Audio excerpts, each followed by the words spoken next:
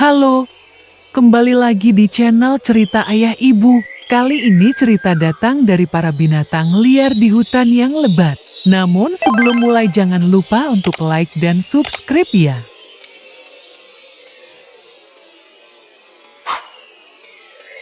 Di suatu hutan tropis yang lebat, terdapat sebuah desa kecil di tepi hutan yang dihuni oleh berbagai jenis hewan. Hutan itu bernama Hutan Nusantara. Karena banyak spesies langka yang hanya ada di Indonesia. Di tengah hutan tersebut, tinggal seekor kancil bernama Kunti. Kunti dikenal karena kecerdikannya yang luar biasa dan hati yang baik. Kunti, sang kancil, memulai hari seperti biasa. Namun, hari itu terasa berbeda.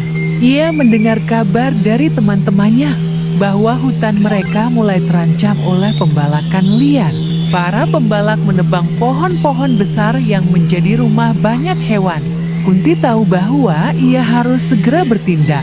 Dengan kecerdikannya, ia memutuskan untuk menemui sahabatnya, seekor elang bernama Garuda. Garuda adalah raja langit yang sangat bijaksana dan bisa melihat keadaan hutan dari ketinggian.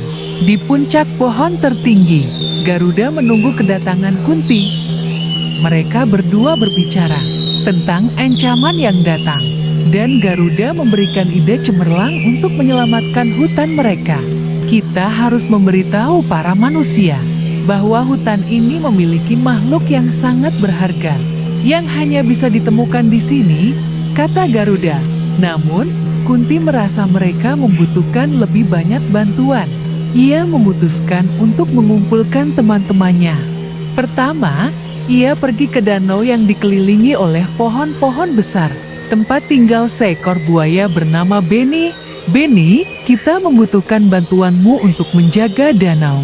Jika hutan ini rusak, danau ini juga akan terancam, kata Kunti.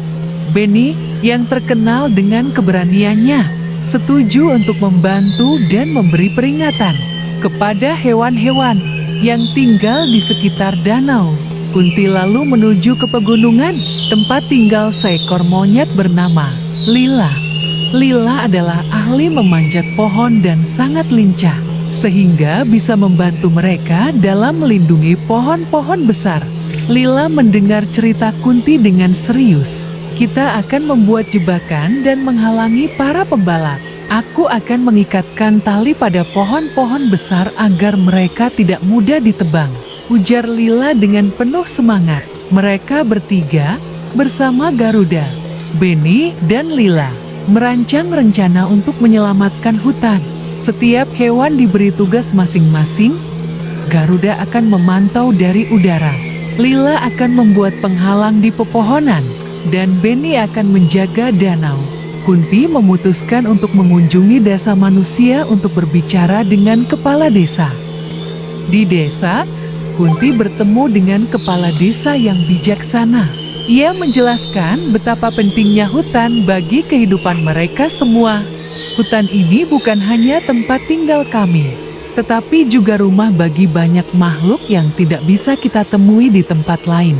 Jika hutan ini rusak, maka banyak kehidupan yang akan hilang, kata Kunti. Kepala desa mendengarkan dengan seksama dan berjanji untuk menghentikan pembalakan liar.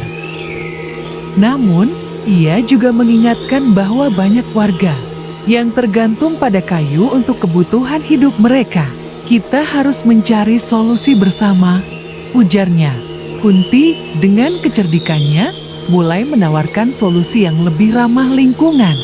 Jika kita menanam pohon-pohon baru, kita bisa memberikan kayu yang dibutuhkan tanpa merusak hutan yang ada, usul Kunti. Setelah berbicara dengan kepala desa, Kunti kembali ke hutan. Ia merasa lega karena manusia mulai memahami pentingnya menjaga keseimbangan alam.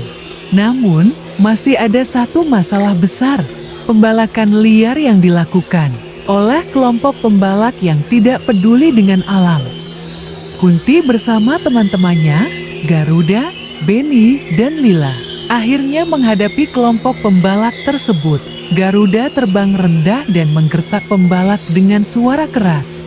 Sementara Lila mengikatkan tali pada mesin pemotong pohon, Benny muncul dari air dengan mengaum keras, menakut-nakuti mereka.